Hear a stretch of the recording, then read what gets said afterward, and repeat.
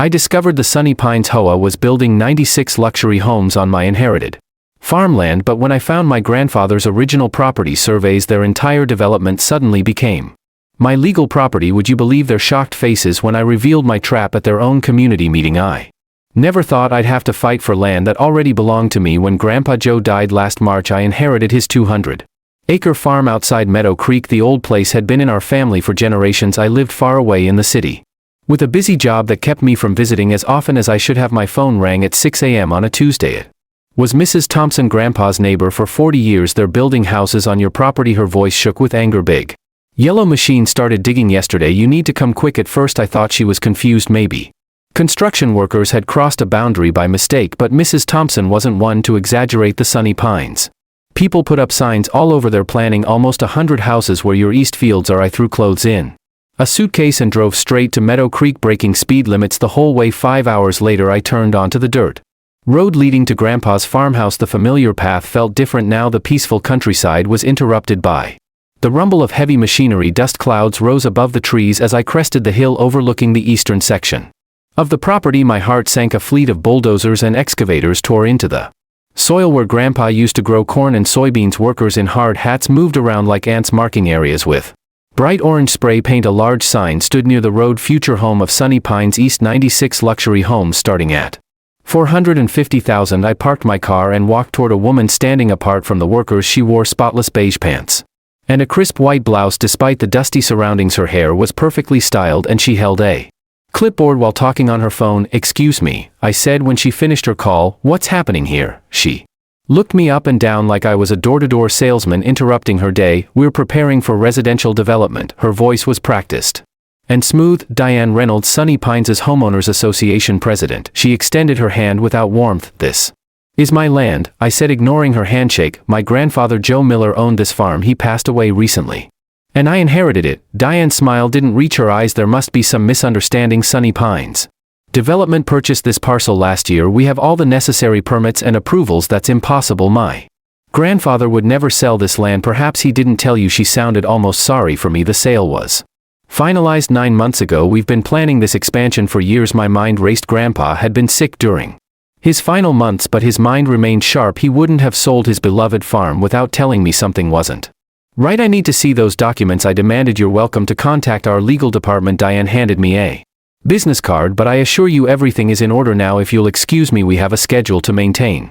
She turned away, already dialing another number on her phone. I stood there feeling helpless as machines continued to tear up the soil that had fed my family for generations. Back at the farmhouse, Mrs. Thompson waited on the porch with a picture of iced tea and a worried expression. "They started showing up with measuring tools about 3 months ago," she explained. "Your grandpa was furious. He kept saying they had no right, that they were trying to steal what wasn't theirs." "Did he mention selling any land?" I asked. "Never. Joe swore this farm would stay in your family forever." Mrs. Thompson's eyes watered. "The day before he went to the hospital for the last time, he was looking through his old office, said he needed to find something important to protect the farm. Grandpa's office remained untouched since his death. I hadn't had the heart to go through his things when I briefly visited for the funeral. Now I needed answers." The small room smelled of pipe tobacco and old books. Shelves lined the walls stuffed with farming almanacs, family photo albums, and decades of careful records. Grandpa tracked everything: rainfall amounts, crop yields, equipment repairs, all written in his neat handwriting. Where would he have kept property records? The filing cabinet seemed the obvious place to start. I pulled open the top drawer and found folders organized by year. Nothing about land sales or Sunny Pines. Hours passed as I searched. Night fell and my eyes grew tired from reading faded documents by lamplight. Just as I was about to give up, I noticed a loose floorboard under the desk. When I pressed it with my foot, it moved slightly. I knelt down and pried it open with a letter opener. Inside the small hidden space was a metal box. The key hung from a nail on the underside of the desk. Inside the box I found the deed to the farm, Grandpa's will naming me as his heir, and several yellowed surveys of the property. But most interesting was a letter addressed to me in Grandpa's handwriting. "If you're reading this," it began, "then someone's trying to take what's ours." My hands shook as I read his words. Grandpa explained that developers had been eyeing his land for years. They tried to pressure him into selling, but he always refused. In his final months, someone from Sunny Pines visited repeatedly. The man claimed to need a simple signature for a road easement, bringing different papers each time. "I never signed away my land," Grandpa wrote. "If they say I did, it's a lie. Look at the original survey from 1910 and compare it to what's recorded at the county now. The truth is in the boundaries." I dug deeper into the box and Found the original survey. It showed property lines that extended much further than I'd realized. According to this document, Grandpa's farm was nearly 280 acres, not the 200 listed in current record. Sleep evaded me that night. I spread the papers across the kitchen table, comparing the old survey with newer maps. Something strange had happened over the decades. The eastern boundary had shifted, reducing our land. It wasn't just the area under construction. According to these original documents, we owned land where part of the existing Sunny Pines development already stood. At dawn, I knew what I had to do. First, I needed a lawyer. Then I needed to understand exactly what Diane Reynolds and her HOA were up to if they thought they could steal from my family. They were about to learn a painful lesson. I folded Grandpa's letter and put it in my pocket. I won't let you down, I whispered to the empty room. Little did Diane know she hadn't just messed with a grieving grandchild. She'd walked straight into a trap set by a man who'd anticipated her moves, even from the grave. I didn't sleep that night. By 8 o'clock a.m. I waited outside the office of Walter Franklin, the only property lawyer in Meadow Creek. His secretary looked surprised when I asked for an emergency appointment, but she squeezed me in before lunch. So you believe Sunny Pines is building on land that belongs to you? Walter said after I explained my situation. He was older than I expected.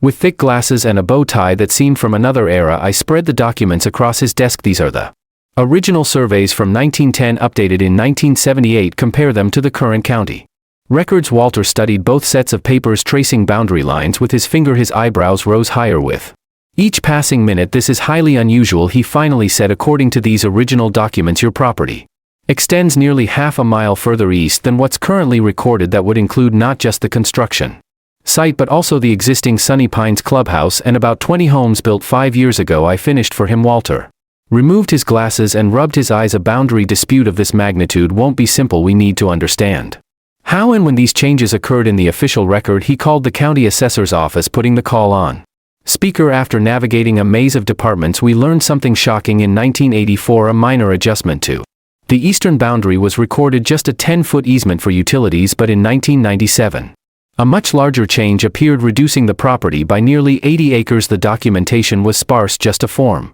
with a signature that barely resembled Grandpa's. He would have been in the hospital that month, I said, checking the date. Triple bypass surgery. He couldn't have signed this. Walter's expression turned grave. That would constitute fraud. But proving it after all these years won't be easy. What can we do? I asked. File for an emergency injunction to halt construction immediately, then petition the court to recognize the original boundaries based on the historic surveys. We'll need a professional surveyor to verify these old maps. As Walter prepared the emergency filing, I realized I needed more ammunition. I drove to the county records office and requested everything they had on Sunny Pines development company. Hours later, hidden in a back corner of the library with stacks of public records, I discovered gold. Sunny Pines wasn't just a neighborhood, it was a complex web of LLCs and holding companies. The same 6 names appeared throughout: Diane Reynolds, her husband Thomas Reynolds, County Commissioner James Harris, Planning Board Director Mark Wilson, and 2 others I didn't recognize. But the most interesting document was from just 3 months ago: a loan approval for $16 million to finance Sunny Pines East, with the land itself listed as collateral. My land. I took photos of everything with my phone and headed to my next stop, the offices of the Meadow Creek Gazette, our local newspaper. The editor, Tanya Williams, had known my grandfather when I told her I was investigating potential fraud involving prominent local officials. Her journalistic instincts perked up. I can't publish accusations without evidence, she warned, but I can look into the approval process for this development. It did seem to move unusually fast. Back at the farmhouse, I found Mrs. Thompson talking to another elderly neighbor, Mr. Grayson. When I mentioned Diane Reynolds, his face darkened. That woman is the reason I sold my place, he said bitterly. The HOA fined me every week for unapproved landscaping. I'd been growing those tomatoes for 20 years. Then they said my workshop violated some rule. They just made up. The fines kept coming until I couldn't afford to fight anymore. How many others did this happen to? I asked. At least a dozen old-timers sold out in the last 5 years, always for less than market value, always to companies I later found out were connected to those Sunny Pines people. A pattern emerged: find vulnerable landowners, harass them with fines and regulations, force them to sell cheap, develop the land, and make millions. My grandfather had been their latest target, but he'd been one step ahead. My phone rang. Walter Franklin, the judge, granted our emergency injunction. He said construction has to stop immediately until a hearing next week. But brace yourself, this is going to get ugly. I thanked him and hung up, feeling a small victory. I drove back to the construction site with the court order in hand. The workers were packing up for the day when I arrived. Diane's sleek black SUV still sat near the site office. She came out as I approached, phone to her ear. As usual, when she saw me, her expression hardened. Construction stops now, I said, handing her the court order. Legal boundaries are in dispute. She scanned the document, her perfect composure cracking slightly. This is ridiculous. We have every approval we need based on fraudulent boundaries. I have the original surveys. For the first time, uncertainty flashed in her eyes. It vanished quickly, replaced by cold determination. This little stunt will cost you, she said quietly. You have no idea who you're dealing with. Actually, I do. 6 names on dozens of business filings, $16 million in loans using stolen land as collateral. County officials fast-tracking approvals for projects they secretly invest in. I hadn't planned to reveal how much I knew, but the look on her face was worth it. Diane's perfectly manicured hand tightened around her phone until her knuckles turned white. You're making a mistake, she hissed. We can be reasonable. Perhaps you'd consider a generous offer for the remaining farmland. 7 figures, immediate payment. Not interested. Everyone has a price. Her smile returned, confident and predatory. Think about it. You don't even live here. What do you care about some old dirt? This old dirt has been in my family for 4 generations. It's not for sale. I turned to leave, feeling her eyes burning into my back. As I reached my car, she called out, Commissioner Harris is my husband's golf partner. Judge Evans comes to my dinner parties. You think your injunction will last? You're nobody in this town. I drove away, her words echoing in my mind. She was right about one thing. I was an outsider here now, but she'd overlooked something important. Grandpa hadn't been. He'd lived in Meadow Creek his entire life, knew everyone, and was respected even by those who disagreed with him. And he'd left me more than just land. Back at the farmhouse, I returned to his office. If Grandpa had anticipated this fight, what else had he prepared? I searched more carefully, examining every folder, every notebook. In an album labeled Community Picnic 2018, I found dozens of photos of Grandpa with neighbors, local business owners, and families who'd known him forever. Each photo had names written on the back. These weren't just memories, they were connections, people who might stand with me against Sunny Pines. My phone buzzed with a text from an unknown number. Parking violation at your property, fine $500. Sunny Pines' HOA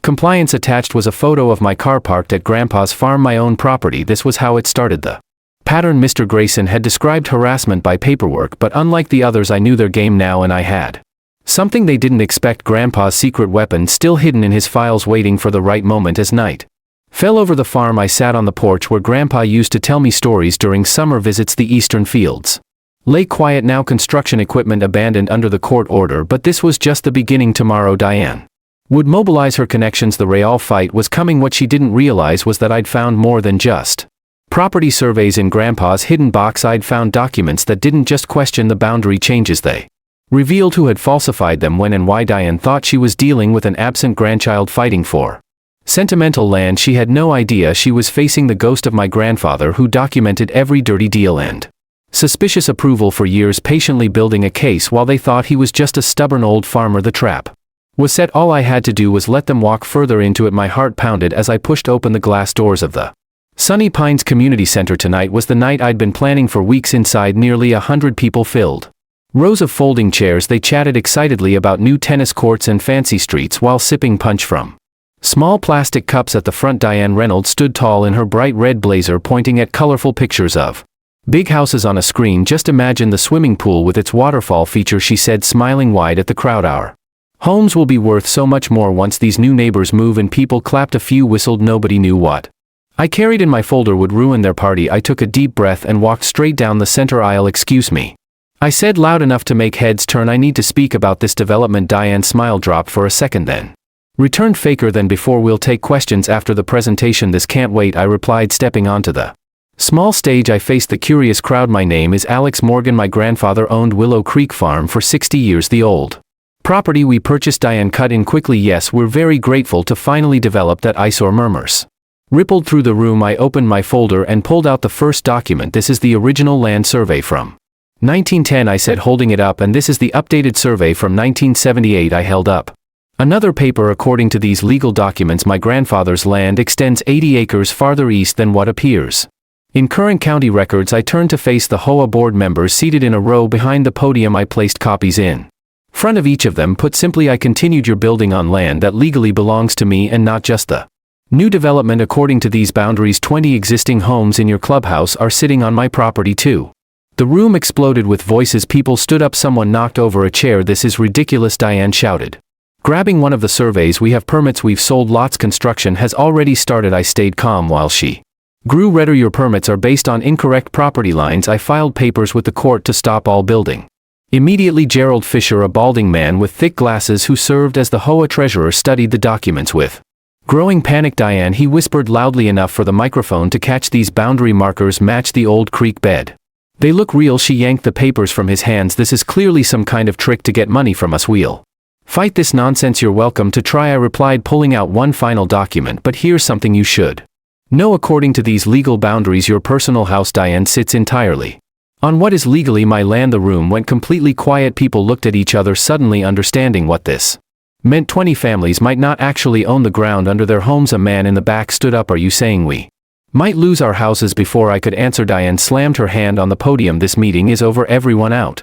The board needs to discuss this privately. As people shuffled out, whispering nervously, a younger woman touched my arm. I'm Rachel Winters. I just put my life savings into a lot in the new section. What happens to me? I hadn't expected to face the human cost so directly. I'm not trying to hurt regular people, I told her honestly. This is about fixing a wrong. Don't listen to a word, Diane hissed. Suddenly beside us, after everyone else left, she leaned close to my face. You have no idea who you're messing with. I built Sunny Pines from nothing. Nobody takes it from me. Her threat hung in the air between us as she stormed off, leaving me alone in the empty room. Through the windows I could see clusters of worried homeowners in the parking lot. My phone buzzed with a text from Mr. Wallace. How did it go? I typed back, they know now, get ready for their next move. What I didn't tell him was how shaken I felt. I had lit the fuse, but I wasn't sure if I was prepared for the explosion that would follow. These weren't just paper houses on a map. They were people's homes and dreams, but they had built those dreams on my grandfather's stolen land. Someone would end up losing everything, and Diane Reynolds wasn't going to go down without a fight. I jerked awake to the sound of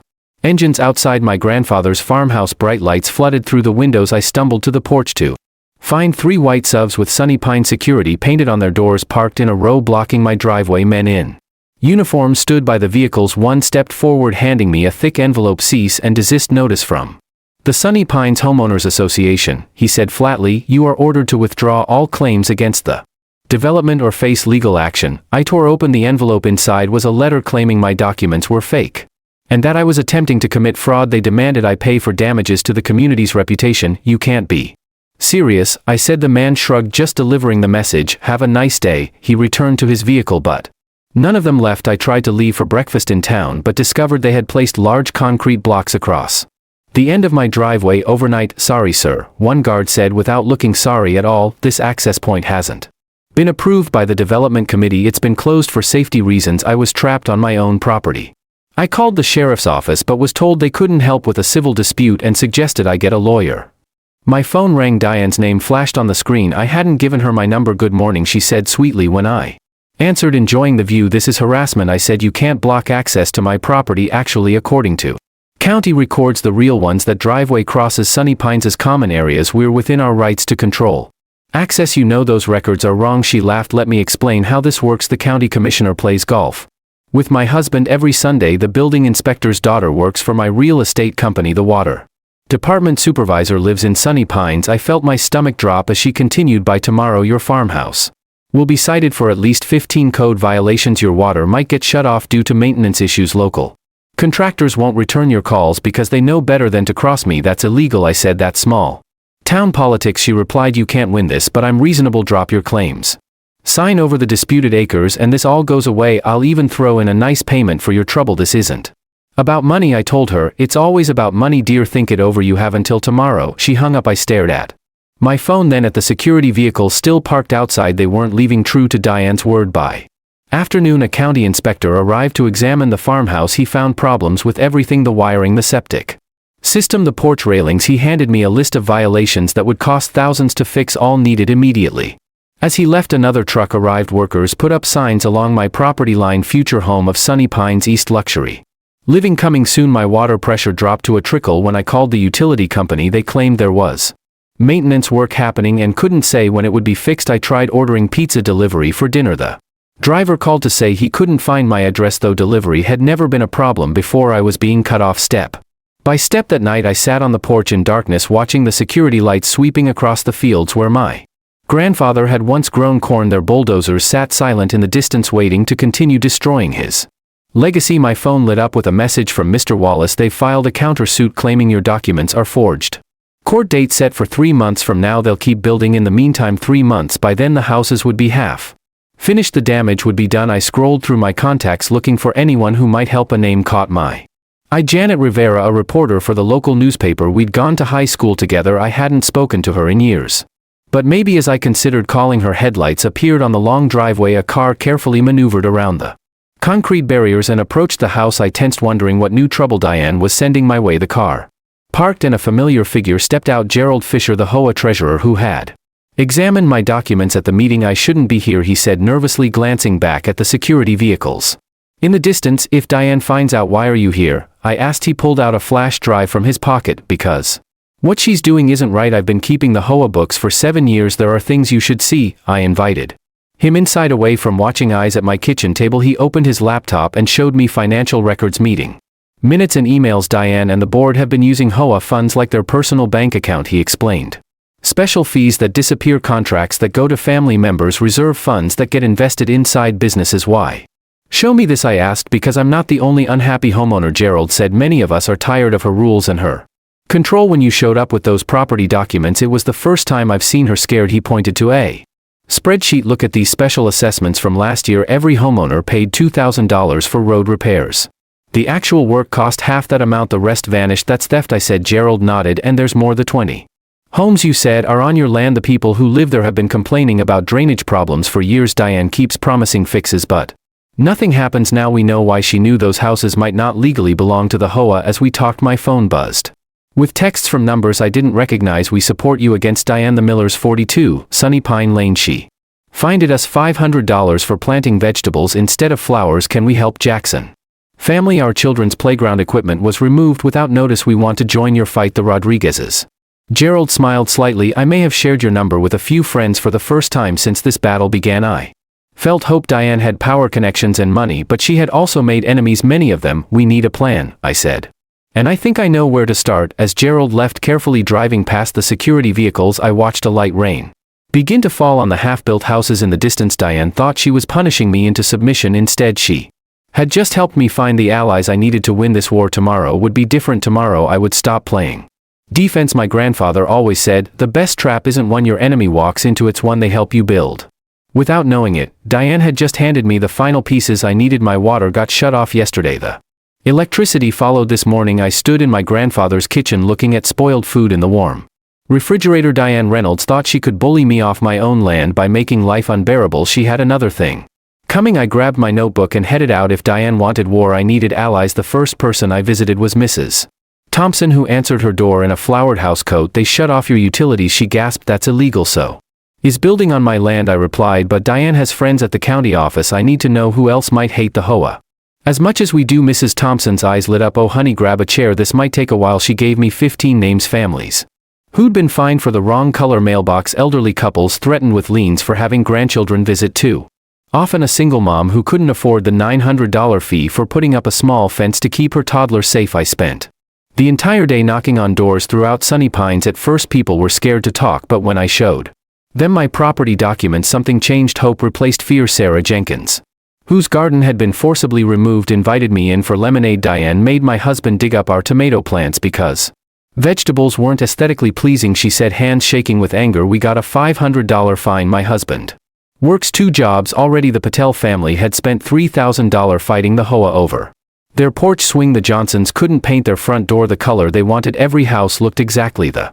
same, beige with white trim. It's not just the rules, Trevor Martinez explained while his wife Maria nodded. It's how they enforce them. Diane drives around taking pictures of violations. Some people get warnings, others get instant fines. There's no fairness. By sunset I talked to 27 families, all with similar stories, all afraid of Diane Reynolds. I picked up my phone and called Mr. Wallace, my attorney. Can we legally form a competing homeowners association? I asked. On your land? Absolutely, he replied. But what about the existing homes? That's where it gets interesting, I said. I'm going to need the community center for a meeting tomorrow night. Mr. Wallace laughed. They'll never let you use it. They don't own it. I do, according to my property lines. Remember, the next day I printed 200 flyers. Emergency community meeting. Your home may be at risk. I included copies of the original property survey. As darkness fell, the community center filled beyond capacity. 97 families showed up. People stood against walls when the chairs ran out. Diane arrived last, pushing through the crowd, her face twisted with rage. This meeting is unauthorized. Everyone needs to leave immediately. Sarah Jenkins stood up. Or What more fines haven't you taken enough from us already? The room erupted in applause. I walked to the front holding up my hands for quiet. I didn't come here to cause trouble. I came because my grandfather's land was stolen, but after meeting all of you I realized I'm not the only victim. For the next hour residents shared stories of HOA abuse. Tears flowed, voices shook with emotion. Diane sat stiffly in the back, tapping furiously on her phone. Here's what I propose, I said when everyone had spoken. We form the Meadow Creek Homeowners Coalition. Together we negotiate new property lines that are fair to everyone. We create a new community agreement with reasonable rules and transparent finances. You can't do that, Diane shouted. These homes are bound by contract to Sunny Pines' HOA. I held up the original land survey contracts based on fraudulent property ownership aren't valid, Ms. Reynolds, but I'm not here to take anyone's home. I'm here to fix what's broken. The vote was nearly unanimous. 89 families joined the coalition on the spot as people filed out, energized and hopeful. Gerald Jenkins, the HOA treasurer, approached me privately. There's something you should know, he whispered, glancing nervously at Diane across the room. The HOA finances, they don't add up. Monthly dues keep increasing, but our reserves are shrinking. I've tried to look into it, but Diane controls all the accounts. I patted his shoulder. Would you be willing to show me the books? He nodded. Tomorrow morning, my office. Diane stormed over, pointing her finger in my face. You've made a terrible mistake. By this time tomorrow you'll regret ever coming to Meadow Creek. Is that a threat, Miss Reynolds? It's a promise. I have the county commissioner, the police chief and the local judge on speed dial. This little rebellion ends now. What she didn't know was that I'd invited a reporter from the Meadow Creek Gazette to sit quietly in the back of the meeting. Every word had been recorded, every threat documented. As Diane slammed the door behind her, my phone buzzed with a text from Mr. Wallace. Environmental survey results came in. You won't believe what's on that land. I smiled. Diane thought she had all the power, but Grandpa always said the truth was the most powerful weapon of all. And tomorrow the truth about Sunny Pines HOA would be front page news. I woke up to police cars surrounding my grandfather's farmhouse. Through the window I spotted Diane Reynolds standing next to a tall man in uniform. Time to face the music. You're trespassing on private property, the police chief announced as I opened the door. I smiled calmly. Actually, Chief Williams, I believe you'll find I'm the legal property owner. I handed him a folder containing the original land surveys in my grandfather's deed. These documents haven't been verified, Diane snapped. They have. Actually, a woman stepped forward from a car. I hadn't noticed. Carolyn Mitchell, County Records Office. We pulled the original surveys last night after receiving some concerning reports. Diane's face went pale. What reports? I gestured toward the farmhouse. Perhaps we should discuss this inside. Coffee's ready. 15 minutes later, my kitchen table held an unexpected gathering. The police chief, the county records clerk, Mr. Wallace, my attorney, and Diane, whose perfect makeup couldn't hide her growing panic. The original property lines were improperly recorded in 1973. Carolyn explained, spreading maps across the table. This entire area, including the existing Sunny Pines homes and the new accounts. As the chief flipped through the pages, his expression darkened. Ms. Reynolds, can you explain why $427,000 in homeowner dues was transferred to Sunshine Consulting LLC? That's our legitimate management company, she replied stiffly. Registered to your son-in-law, I added, along with 4 other companies that charge the HOA for services: landscaping, security, maintenance, legal counsel, all going to businesses owned by your family members. The chief closed the folder. Ms. Reynolds, we're going to need you to come down to the station. This is absurd. Do you know who I am? My husband plays golf with Judge Harrington every Sunday. As the chief let a protesting Diane out, Carolyn turned to me. What happens now? Those people's homes? I have no intention of evicting anyone, I assured her, but the development needs to stop until we can properly survey the wetlands. By afternoon, construction had halted. Local news vans lined the street outside the farmhouse. My phone rang constantly with calls from worried homeowners. I called an emergency town hall meeting for that evening. The local high school auditorium was the only space large enough. Nearly 400 people packed the room. Existing homeowners, construction workers now without jobs, county officials and curious locals. Fear and anger filled the air. I took a deep breath and stepped up to the microphone. My name is Richards. This was my grandfather's land. I didn't come here looking for trouble. I came to honor his legacy. Shouts interrupted me. What about our homes? We'll sue. My life savings is tied up in that house. I raised my hands. Please, I'm not here to take anything from you. In fact, I want to offer a solution that benefits everyone. The room quieted slightly. I continued. First, all existing homeowners will receive proper legal deeds to their property. No one will lose their home. Murmurs of relief spread through the crowd. Second, the new development will be redesigned to protect the wetlands that my grandfather cherished. These aren't just swamps, they're critical habitats and natural flood protection for the entire area. I clicked to the next slide showing Grandpa's environmental studies. These wetlands are home to 3 endangered species. Building on them isn't just wrong, it's illegal under federal law. A man stood up. I put my life Savings into a lot in the new section. What happens to my investment? Fair question. We're establishing a property exchange program. Anyone who purchased in the protected area can swap for an equivalent lot in the redesigned development. No one loses their investment. For the next hour I outline my vision, a community that balanced homes with nature, transparent governance, reasonable rules, fair fees that actually went toward community improvements. Toward the end, Sarah Jenkins took the microphone. I've lived under Diane's rules for 8 years. I couldn't paint my door blue. I couldn't grow tomatoes. My kids couldn't play outside after 7 p.m. because it violated the noise ordinance. She looked around the room. Is that really the community we want? By the time the meeting ended, we had over 300 signatures supporting the new Meadow Creek Community Association. Even some of Diane's former allies joined, including Gerald, who agreed to help untangle the financial mess. The next 6 months weren't easy. Diane hired expensive lawyers who tried every trick to overturn our claims, but the evidence was too strong. She eventually accepted a plea deal on the financial fraud charges. Today, 1 year later, I'm sitting on my grandfather's porch watching kids ride bikes past houses with doors painted every color of the rainbow. The community garden where Sarah's tomatoes grow tall is buzzing with neighbors sharing gardening tips. Behind me, Grandpa's farmhouse has been transformed into our community center. Classes, meetings, and celebrations happen daily. The wetlands are protected by a conservation easement with walking trails and educational signs explaining the importance of each plant and animal. Mrs. Thompson joins me on the porch, handing me lemonade. Your grandfather would be bursting with pride, she says, pointing to where construction has finally resumed on the redesigned development. Smaller homes, more green space, solar panels on every roof. I found something while cleaning out his study, I tell her, pulling out a faded notebook. Grandpa's journal from 30 years ago. He fought the original developers back then too, when they first tried to build on the wetlands. Mrs. Thompson smiles. He always said you were just like him, stubborn as a mule when fighting for what's right. In the distance, a blue heron rises from the protected marsh, soaring above homes where people now live in harmony with the land. Sometimes the best trap isn't about catching someone doing wrong, it's about showing them a better way to do right. Diane's HOA tried to steal my land, but instead they gave me something far more valuable. Subscribe for more videos.